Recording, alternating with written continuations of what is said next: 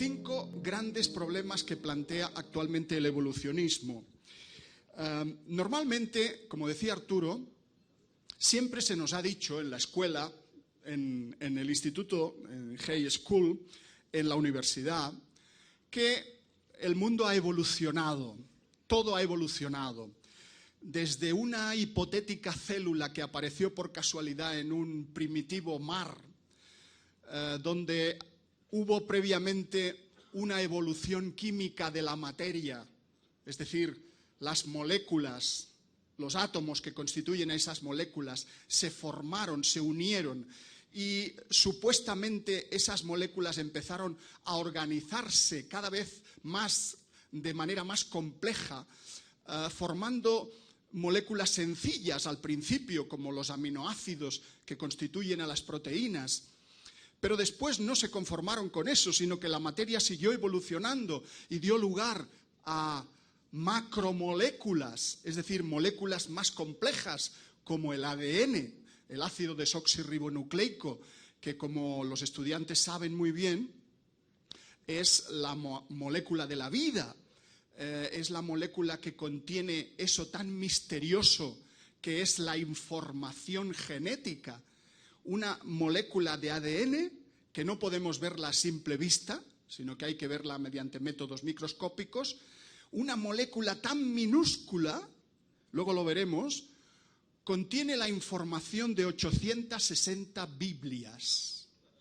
Reina Valera, versión 1960. Y eso, ¿saben dónde está? En el núcleo de cada uno de los trillones de células que tiene nuestro cuerpo.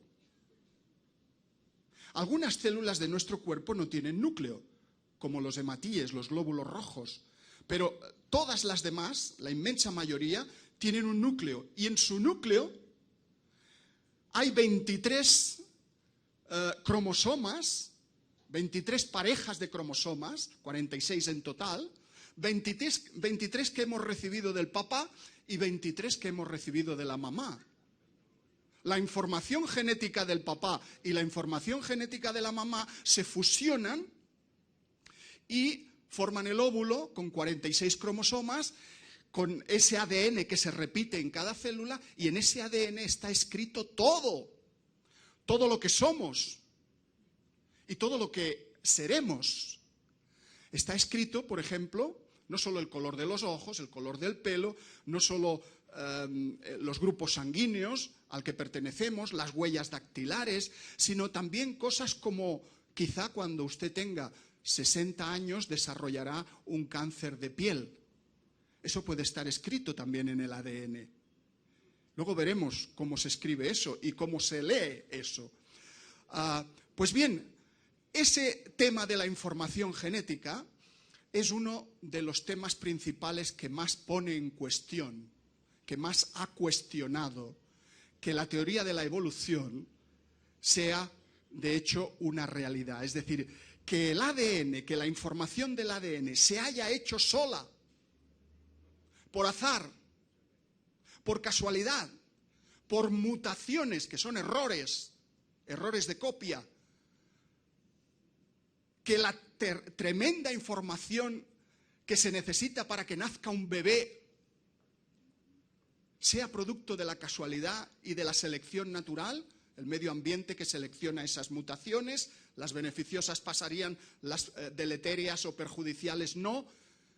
Eso es difícil de creer hoy. Tan difícil de creer que en una reunión que se celebró hace unos meses, en el año 2016, en diciembre del 2016, una reunión que se celebró en la Royal Society del Reino Unido. Ahí se juntaron los principales científicos evolucionistas del mundo. Y hubo gente muy relevante hablando del tema de la evolución. ¿Y saben cuál fue la conclusión de dicho congreso? Que actualmente la teoría de la evolución tiene planteados 5 asuntos que no tienen respuesta.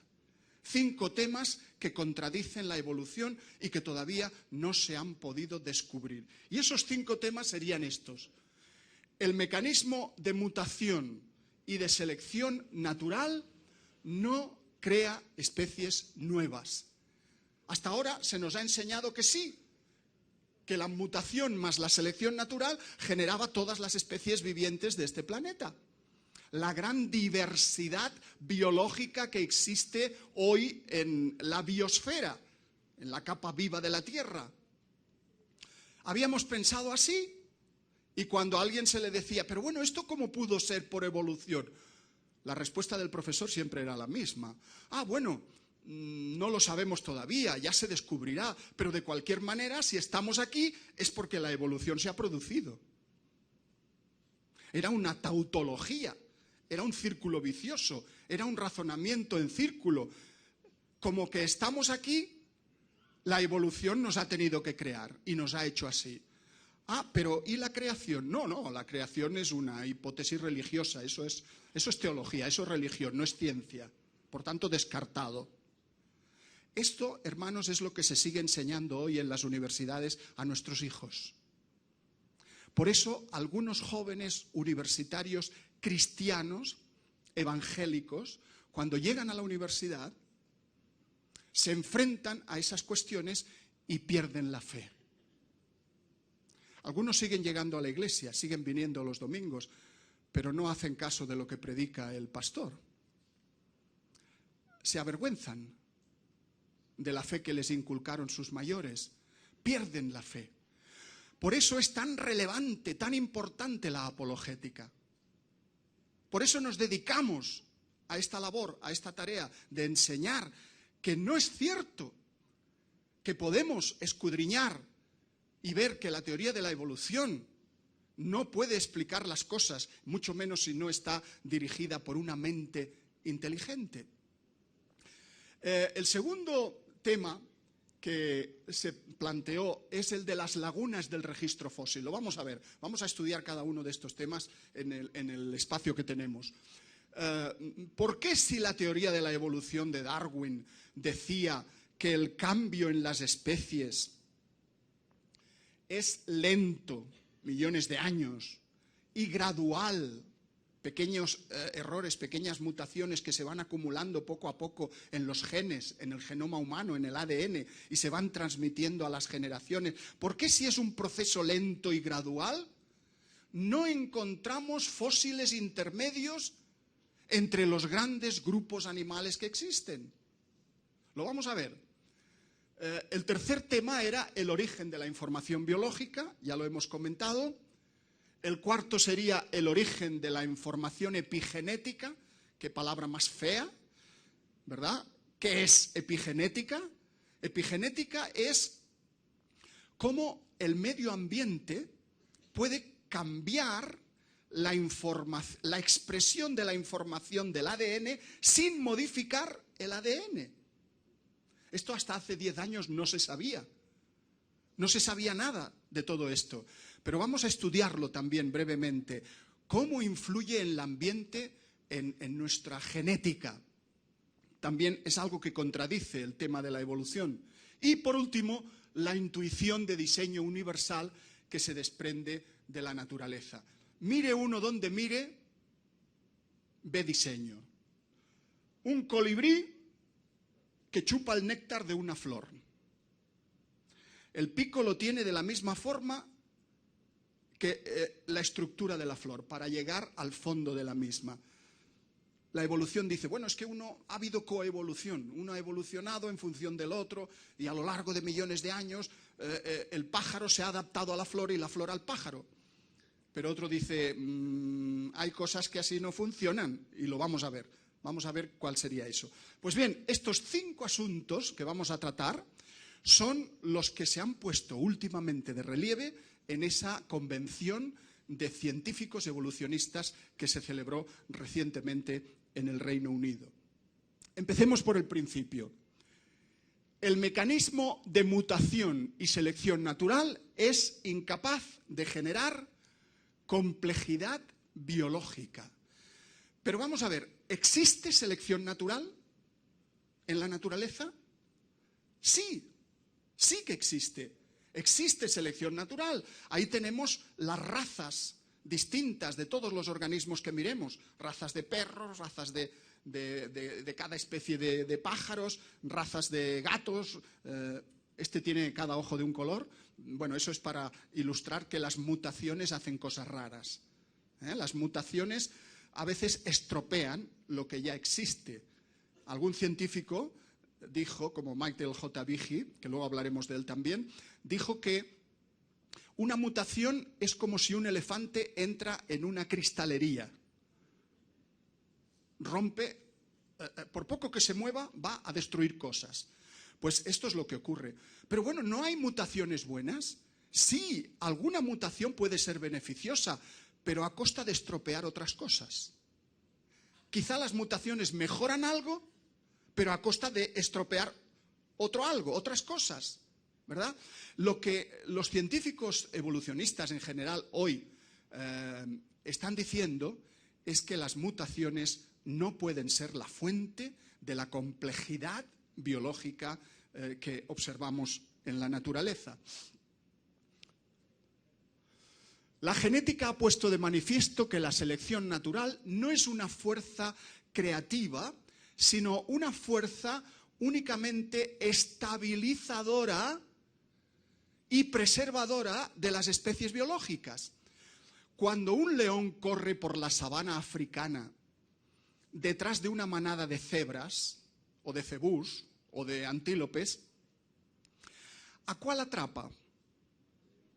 Al que menos corre, que suele ser o bien el más joven, el más inexperto, o bien el más enfermo, o el más viejo, el que no puede correr.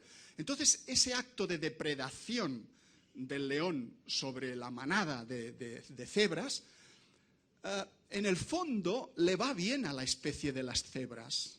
Le va mal al individuo que se lo comen, claro, pero le va bien a la manada porque elimina a los débiles y permite que los mejores sobrevivan y pasen sus genes a la descendencia, a los hijos. Eso es lo que hace la selección natural. Estabiliza las especies, las va depurando, pero no crea especies nuevas. De las cebras no salen jirafas. ¿Entendéis el tema? Sí que existe selección natural en la naturaleza, pero no crea cosas nuevas. La selección natural elimina a los individuos deficientes o peor adaptados al ambiente, pero no crea, como digo, especies nuevas. Las mutaciones o errores en el ADN se acumulan en el genoma. ¿Qué es el genoma? Pues el conjunto de genes de una persona. El ADN, los cromosomas, todo eso es lo mismo. Genoma es el conjunto total de los genes de un individuo. Y eso está en los cromosomas. Y los cromosomas están formados por el ácido desoxirribonucleico. Siempre que digamos eso, estamos hablando de lo mismo. Y son fuente de desorden, disfunción y muerte. Eso es lo que nosotros podemos comprobar hoy. Las mutaciones estropean las cosas, no las mejoran, no las perfeccionan, por mucho que insista el evolucionismo. El genoma humano ha estado degenerando durante la mayor parte de la historia registrada. Cuando nosotros oímos hablar de una mutación, estamos viendo cosas anómalas, enfermedades genéticas que se transmiten. Esa es la experiencia cotidiana que tenemos de las mutaciones.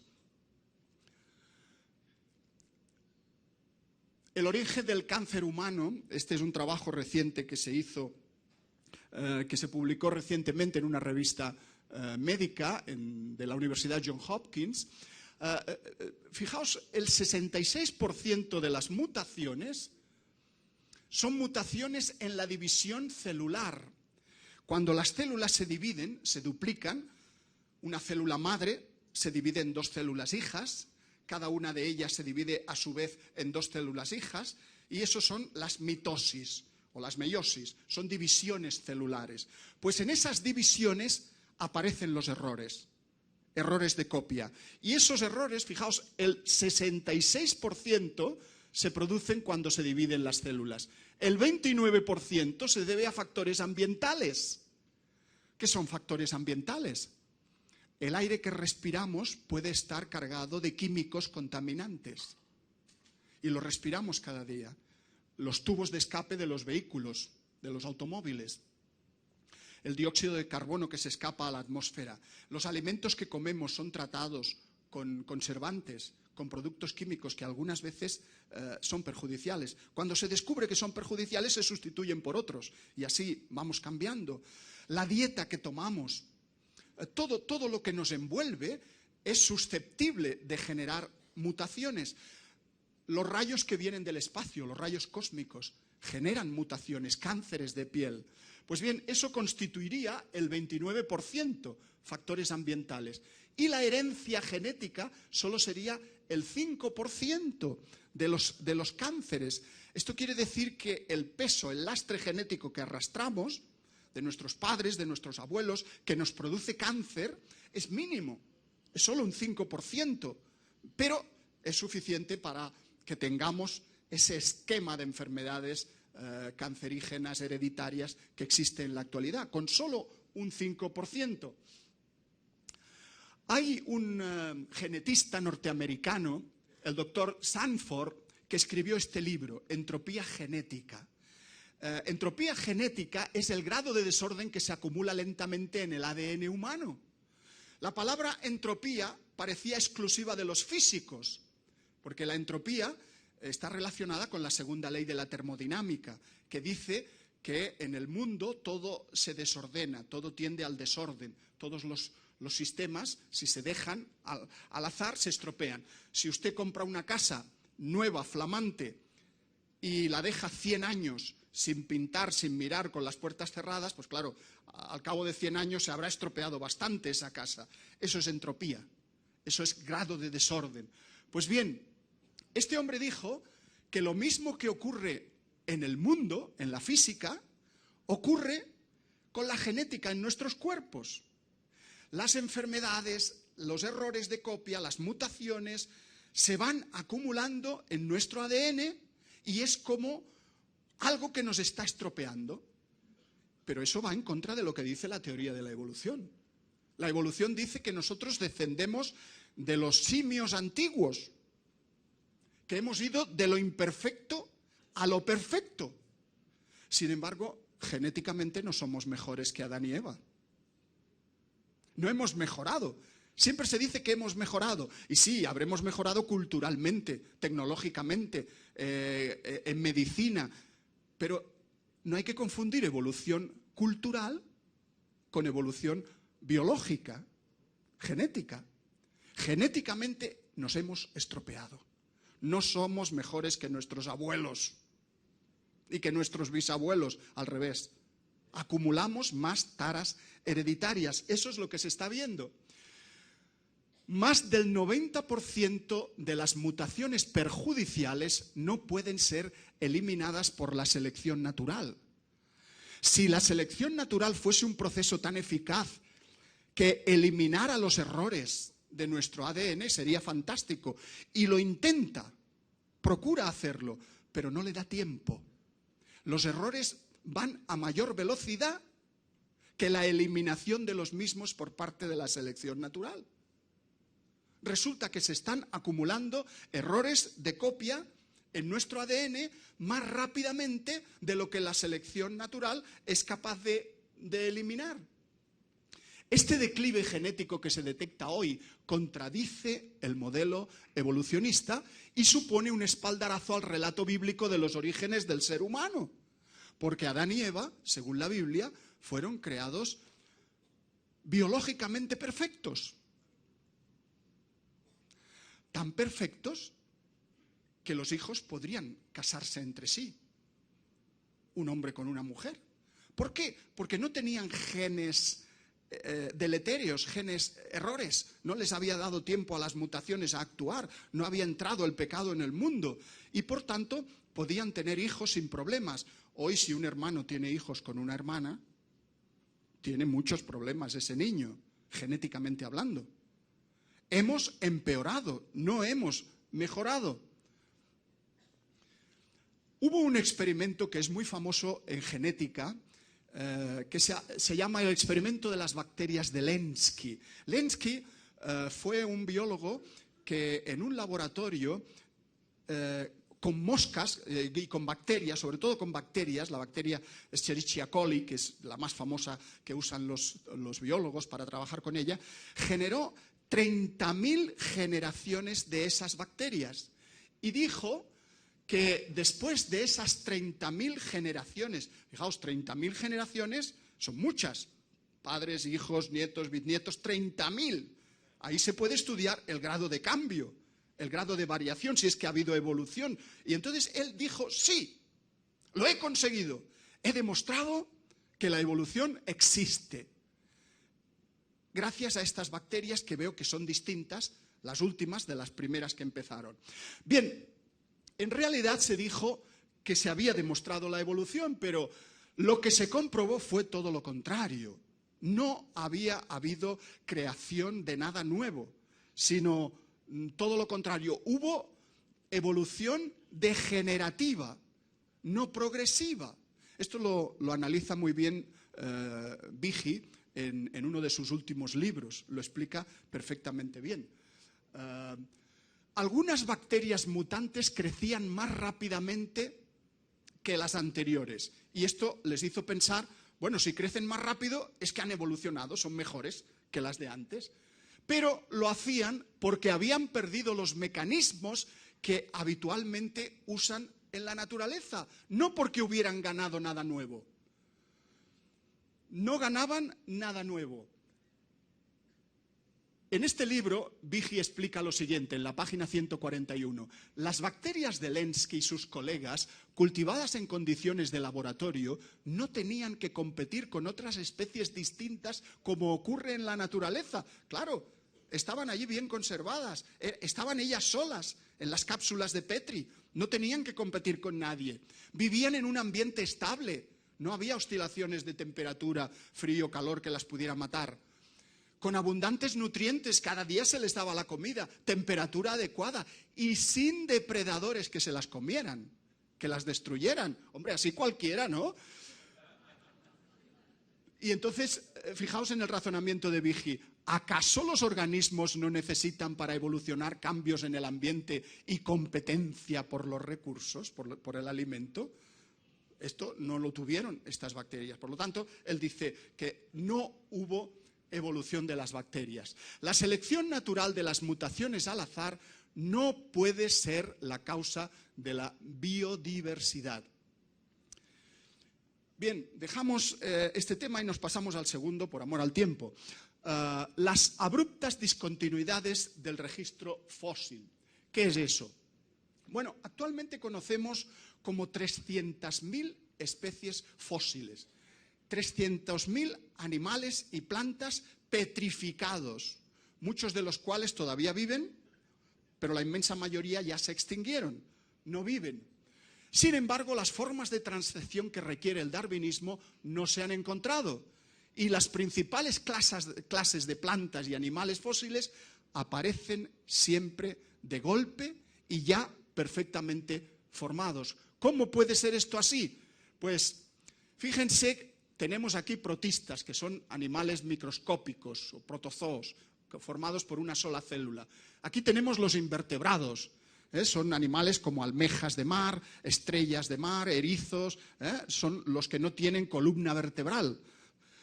Los peces, estos ya son vertebrados, con esqueleto interno, anfibios como las ranas, reptiles, aves, mamíferos, primates y el hombre. La evolución dice que estos dieron lugar a estos y estos a estos, son las flechas rojas. Sin embargo, si la evolución gradual que propuso Darwin fuera correcta, deberíamos encontrar no solo fósiles de estos grupos, que los hemos encontrado, sino estos fósiles intermedios.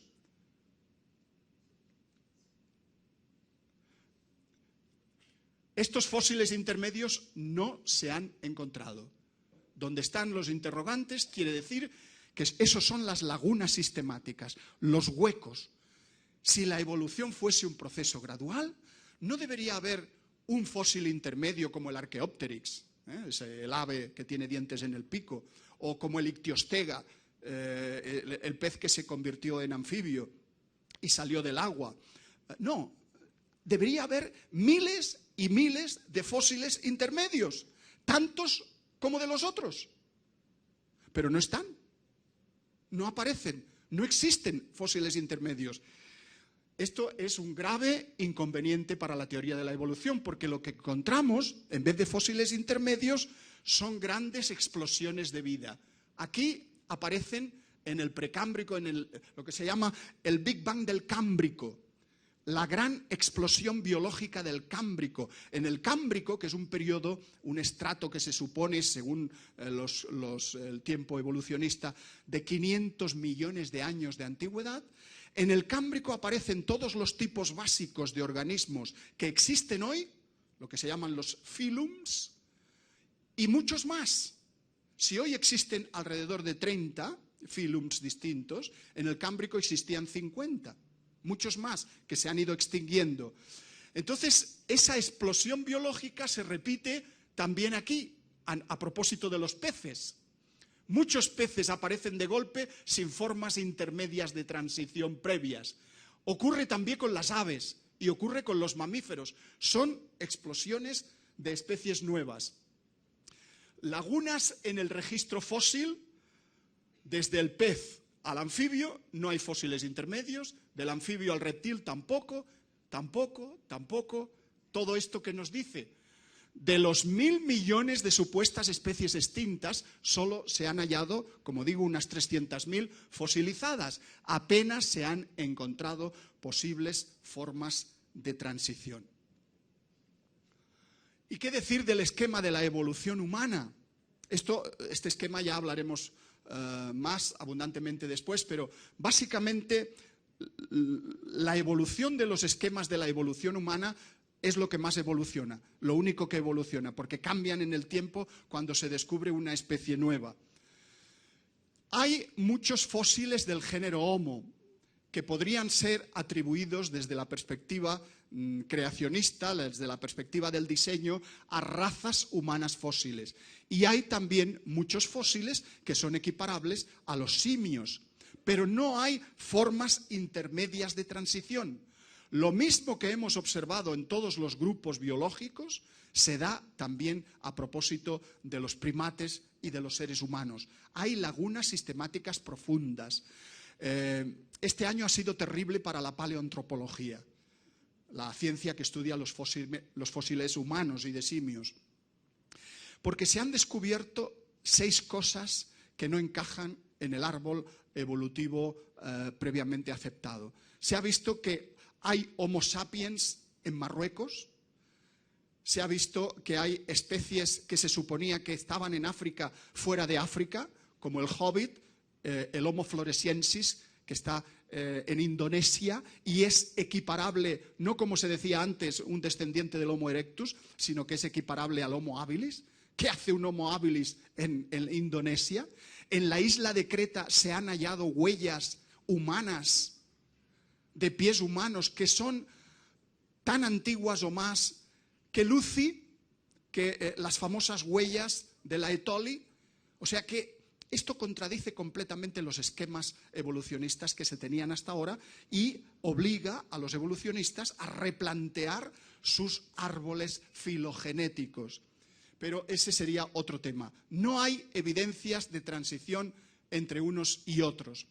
Hasta tal punto esto de las lagunas sistemáticas es una realidad que algunos paleontólogos evolucionistas famosos, como Gould y otros, dijeron que el gradualismo no puede ser. Tenemos que inventar o descubrir un nuevo sistema para que funcione la evolución. Y entonces él propuso el equilibrio puntuado, la teoría del equilibrio puntuado. Si Darwin dijo ya que el cambio evolutivo era lento y gradual, como una línea inclinada ascendente, es decir, en función del tiempo, la evolución hace que la especie 1 se convierta en la especie 2 y esta en la especie 3 gradualmente.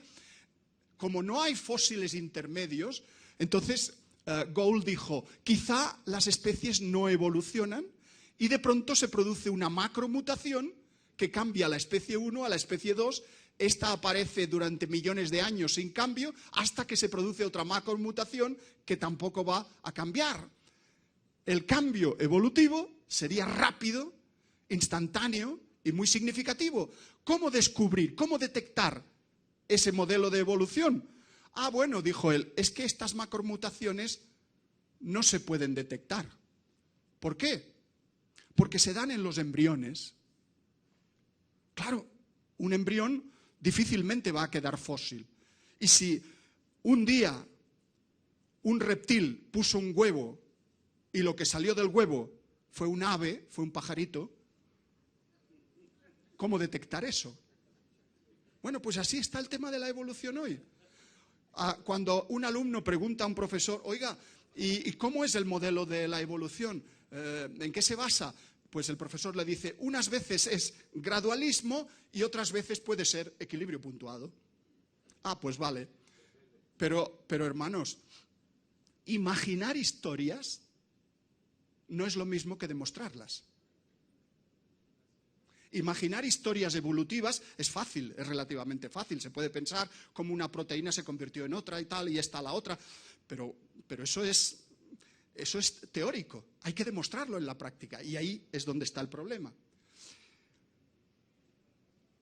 Ni el gradualismo ni el equilibrio puntuado pueden explicar las muchas lagunas del registro fósil. El origen de la información biológica. Tercer punto. Ya hemos comentado algo sobre esto. ¿De qué depende la información biológica? Pues del ADN. ¿Y qué es el ADN? Bueno, el ADN, la estructura primaria del ADN es esto. Dos cadenas. Estas dos cadenas no cambian, siempre es un azúcar, la desoxirribosa, y un ácido fosfórico. Siempre es lo mismo, esto no cambia. ¿Qué es lo que cambia en el ADN y por tanto es susceptible de generar información biológica? Pues lo que cambia son las bases nitrogenadas. Timina, adenina, citosina, guanina. Es la proporción entre esos enlaces, siempre la timina con la adenina y la citosina con la guanina, es la proporción la que genera la información. Eso es fantástico. Nadie se hubiera imaginado eso hace bastantes años, ¿no? Entonces, ahí se vio que lo que cambia en las distintas especies es la proporción entre los enlaces AT y CG. Ahí está el secreto de la información biológica. El ADN haploide, que normalmente pueden ser de 3.000 a 3.200 millones de letras, de pares de bases nitrogenadas, puede hacer desde una bacteria hasta una ballena. Lo que decíamos antes, como 860 libros distintos del tamaño de la Biblia.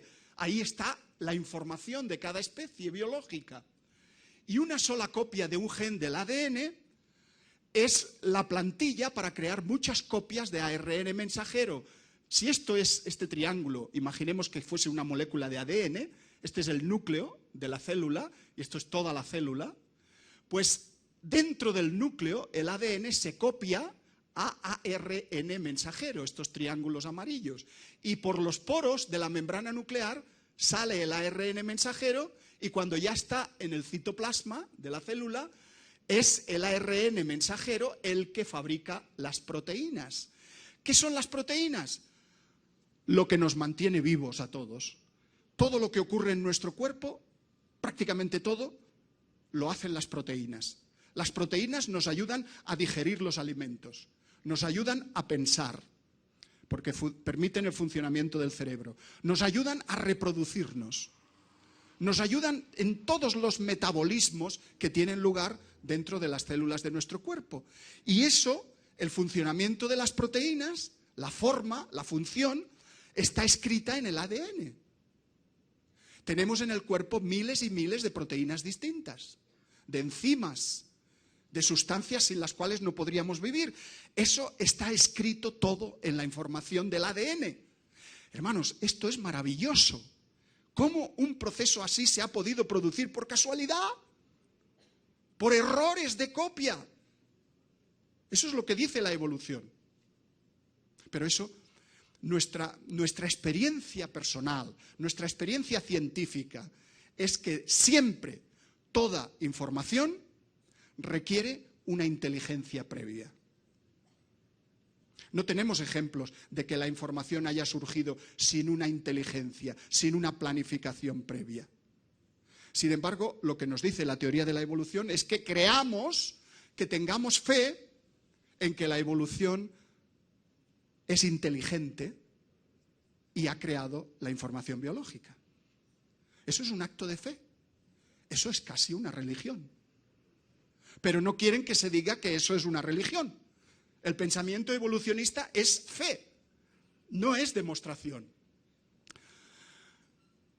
Si pensásemos en hacer una copia, una estatua, un modelo de la molécula de ADN, y entre cada base y base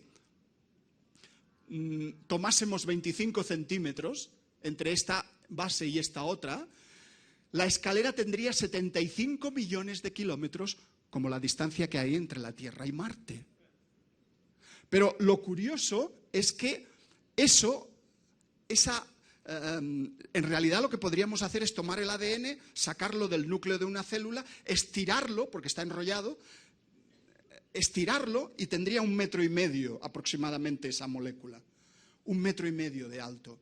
El problema no es estirarlo, el problema es cómo volverlo a enrollar para que quepa en el núcleo otra vez.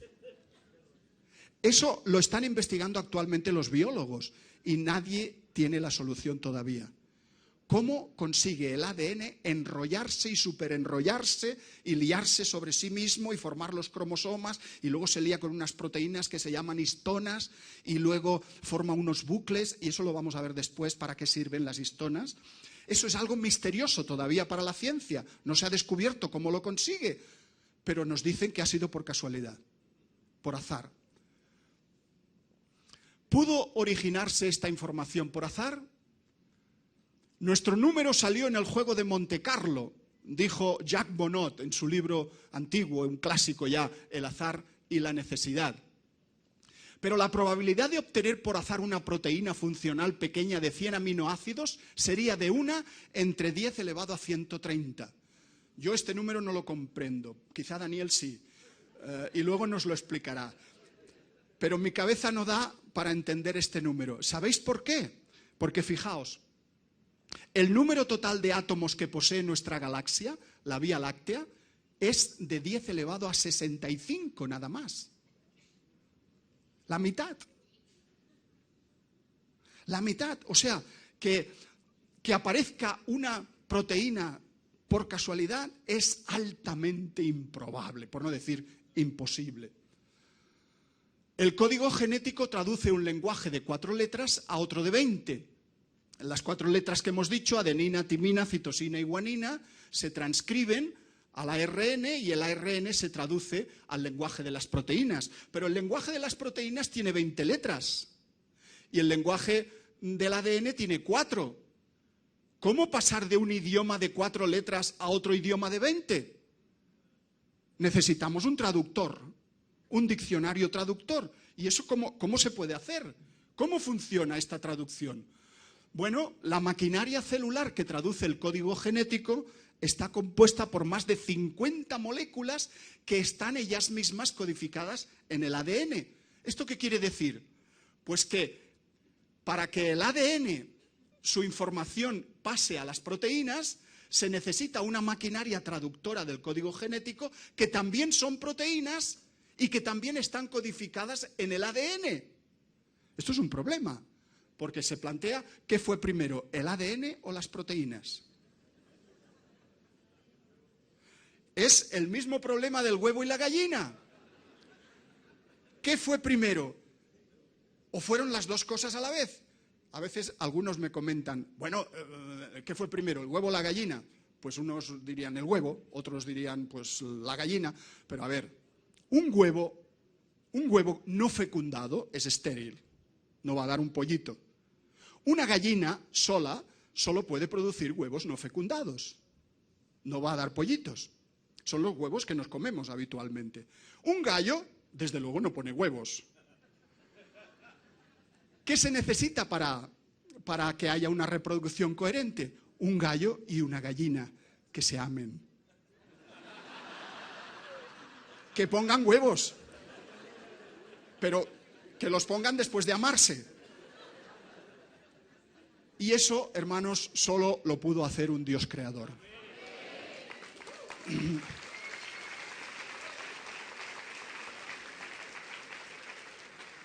De manera que los procesos ciegos del darwinismo no pueden explicar cómo la complejidad e información del ADN habría podido surgir de la materia muerta, de la materia inerte.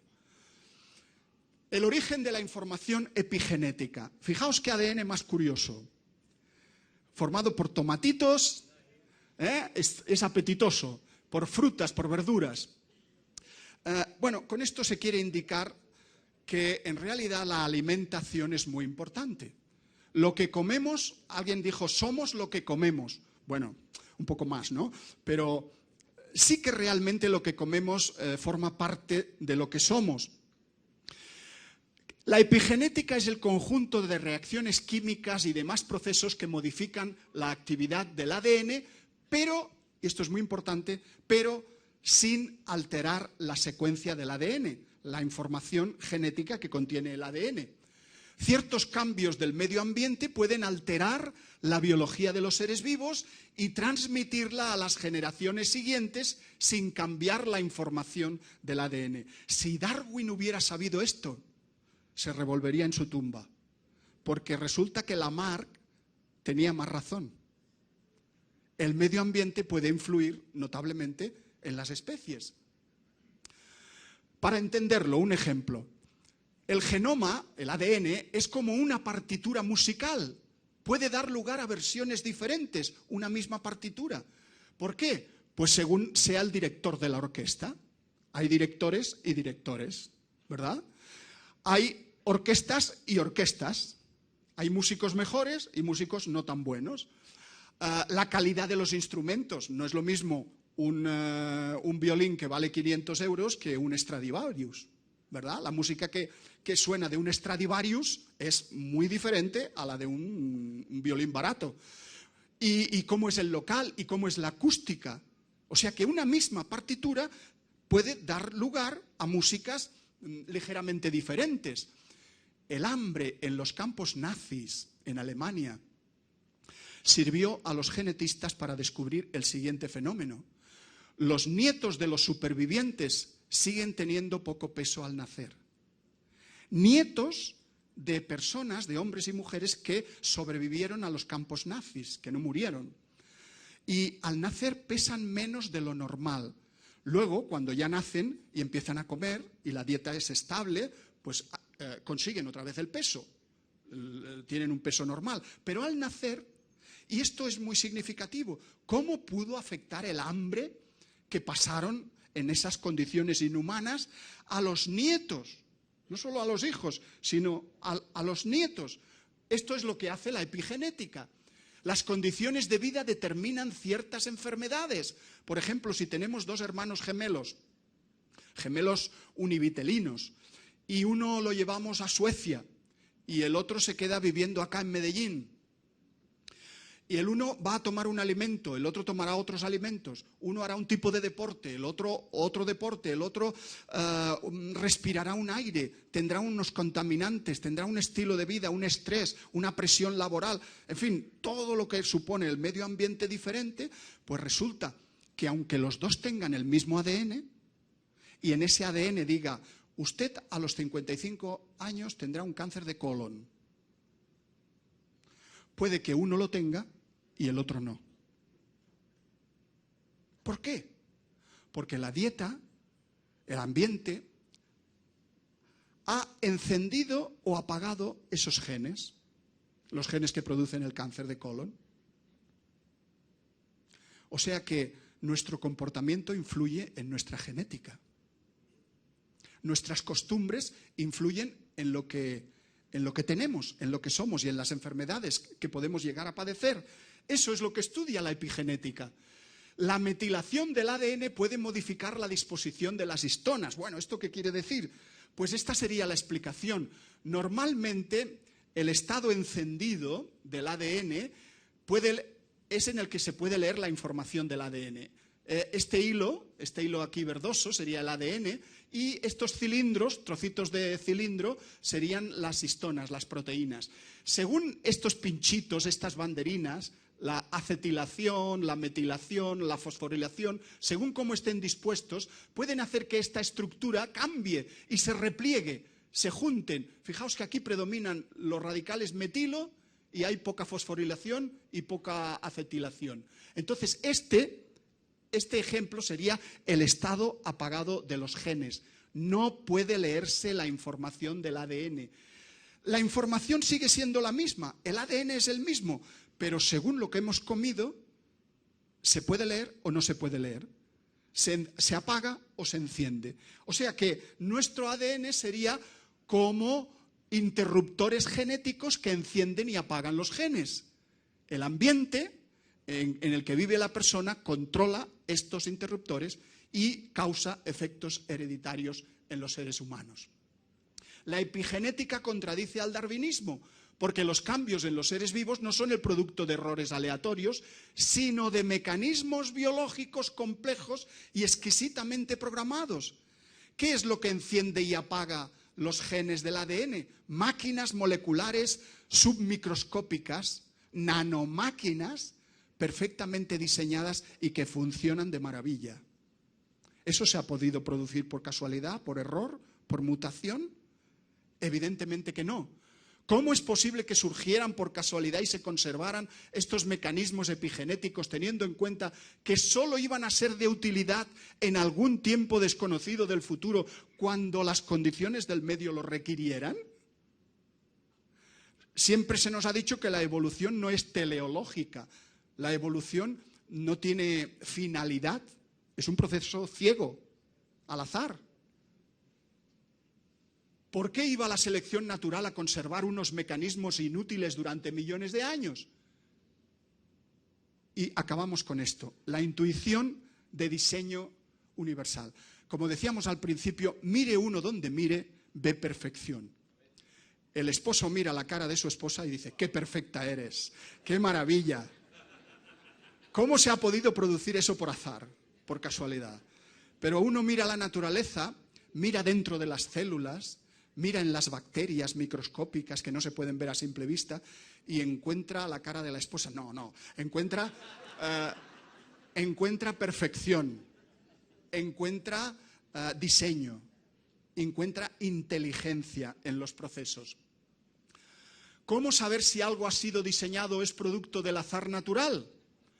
Se han propuesto dos métodos básicamente para detectar el diseño. La complejidad específica y el otro, que lo veremos después, no se leía porque sale debajo. ¿Qué es la complejidad específica?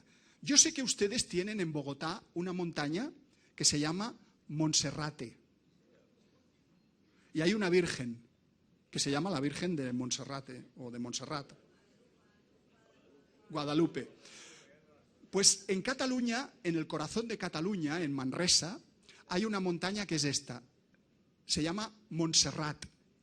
Yo no sé si estamos emparentados a nivel de vírgenes. Seguramente sí, ¿verdad?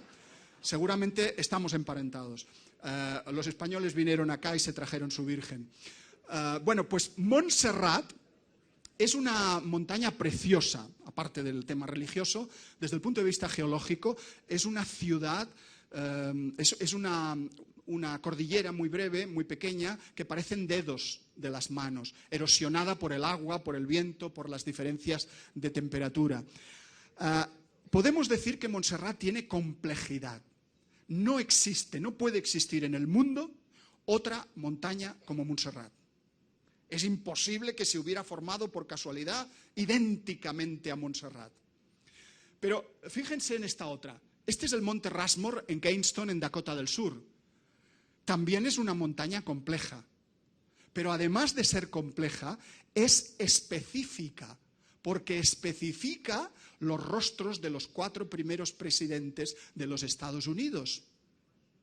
Esto no se ha podido formar por azar. Esto requiere una inteligencia. Alguien que ha cincelado, que ha modelado en la piedra esas imágenes. Bueno, pues esto, que es fácil de entender, comparando estas dos montañas, este es el complejo, la complejidad específica, es la idea de complejidad específica que propuso William Dembski, aunque él no fue el primero, ya había habido otros en la historia, pero él fue el que le dio la forma actual. La idea de complejidad específica. ¿Y qué quiere decir William Dembski con esto? Que cuando miramos los seres vivos, cuando miramos las células, cuando miramos el ADN, también podemos detectar complejidad específica. Algo que lo ha tenido que producir una mente inteligente. No el azar, no la evolución, no la casualidad a ciegas. Montserrat tiene complejidad, pero no es producto de un diseño inteligente, porque fue modelado por las fuerzas físicas. Pero el Monte Rushmore sí que muestra un diseño inteligente específico. La naturaleza jamás podría haber diseñado eso. En la naturaleza existen innumerables ejemplos de complejidad específica que solo pueden explicarse apelando a un diseño inteligente previo.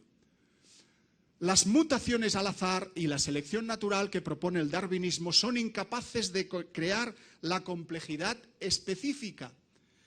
Y aquí tenemos a Behe de nuevo con su idea de complejidad irreductible. Darwin escribió en El origen de las especies: si pudiera demostrarse que existió algún órgano complejo que tal vez no pudo formarse mediante numerosas y sucesivas modificaciones ligeras, el gradualismo que hablábamos antes, mi teoría se vendría abajo por completo.